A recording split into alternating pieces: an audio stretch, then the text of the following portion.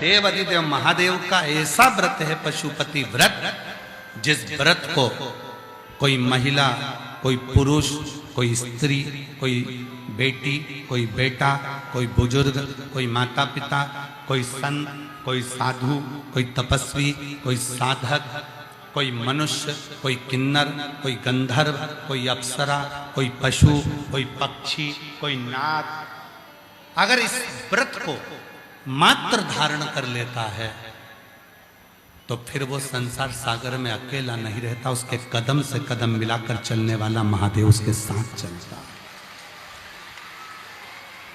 एक व्रत, और वो व्रत केवल एक पुराण में नहीं है कि हम कह दें कि केवल शिव पुराण में पशुपति व्रत का वर्णन है, हम कह दें कि केवल स्कंद पुराण में पशुपति व्रत का वर्णन है।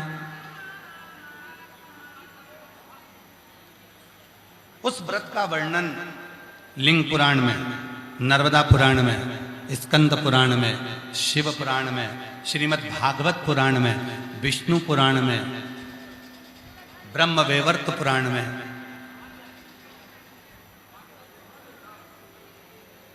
कूर्म पुराण में, नारद पुराण में पशुपति व्रत का वर्णन है। पशुपति छुपा था वो व्रत, और जिसने इस व्रत को करा और जिस भाव से इस व्रत को करा उसका फल उसको मिला जाए।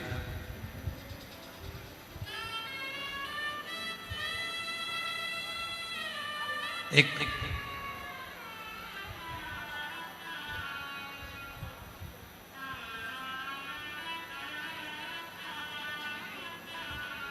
पशुपति व्रत की एक बड़ी सुंदर कथा है। झारखंड की भूमि पर यह कथा स्मरण में आई है। लिंग पुराण के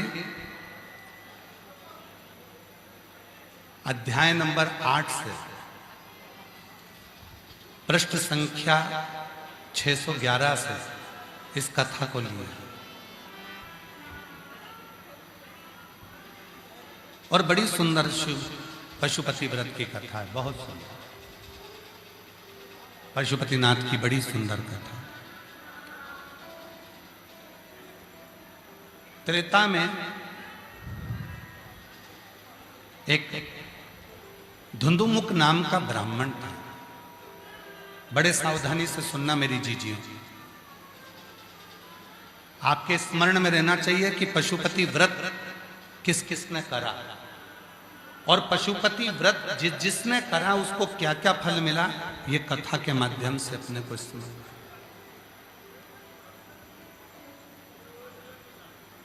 आप में से कितनी जीजियां हैं, कितने जीजा हैं जिन्होंने पशुपति व्रत करा? हाथ उठाओ जरा। सबने करा है? रखिए रखिए, धन्यवाद, आपको प्रणाम, नमन। त्रेता युग में एक धुंधुमुख नाम का एक ब्राह्मण था और वो धुंधुमुख ब्राह्मण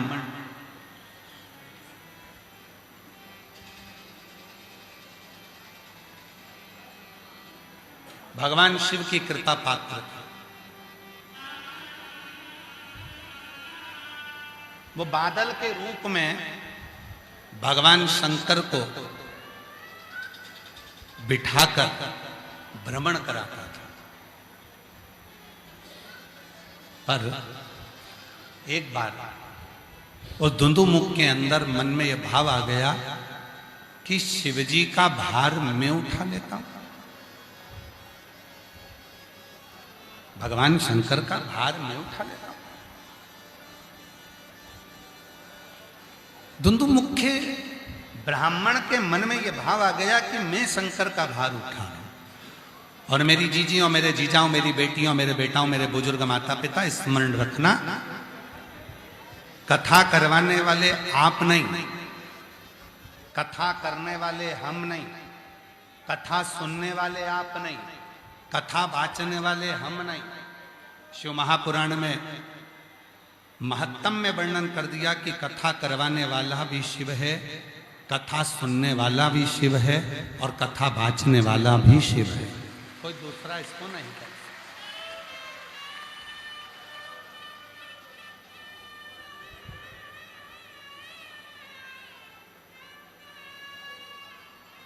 देवघर कौन कौन गया है? हाथ उठाओ जरा सब। गए हो सब लोग? रखो, प्रणाम प्रणाम।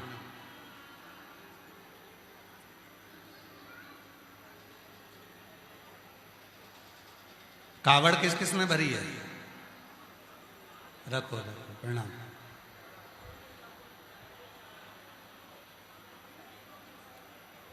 कावड़ को प्रणाम कर कर बाबा की कावड़ को, बम कावड़ को जब हम अपने कंधे पर लेते हैं और मन में अगर हमारे ये भाव आ जाता है कि ये कावड़ मैं लेकर चल रहा हूं, तो फिर तो कावड़ ले जाना बहुत कठिन हो जाता है।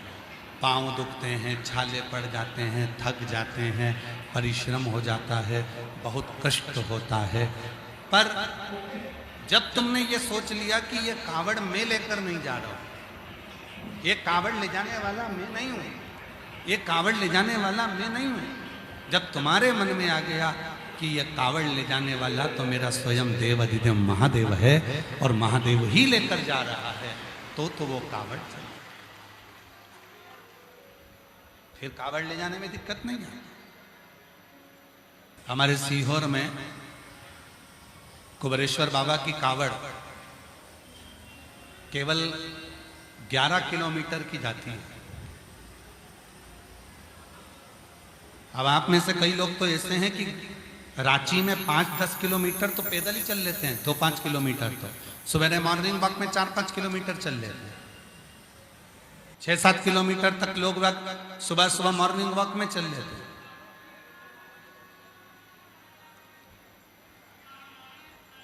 और कभी अगर मौका मिले और आप लोग सावन के महीने में सीहोर आए और बाबा की जब कावड़ भरते हैं, सीवन नदी का जल, माँ सिवना का जल लेकर, माँ सीवन का जल लेकर जब लोग कावड़ लेकर चलते हैं, 11 किलोमीटर दूर बाबा को कावड़ चढ़ती है और जिसके मन में ये आ जाता है कि बस 11 किलोमीटर मैं तो यूं चल लूंगी, 4-5 किलोमीटर चलने के बाद उसकी हालत खराब हो जाती है, फिर तो उससे चला ही नहीं जाता और आखिरी में वो 11 किलोमीटर तक सुबह से चलने में लगती है तो रात तक भी नहीं पहुंच पाती।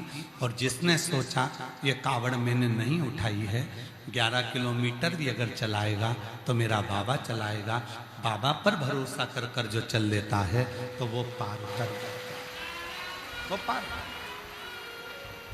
भरोसा कितना है, भरोसे की दृढ़ता कितनी,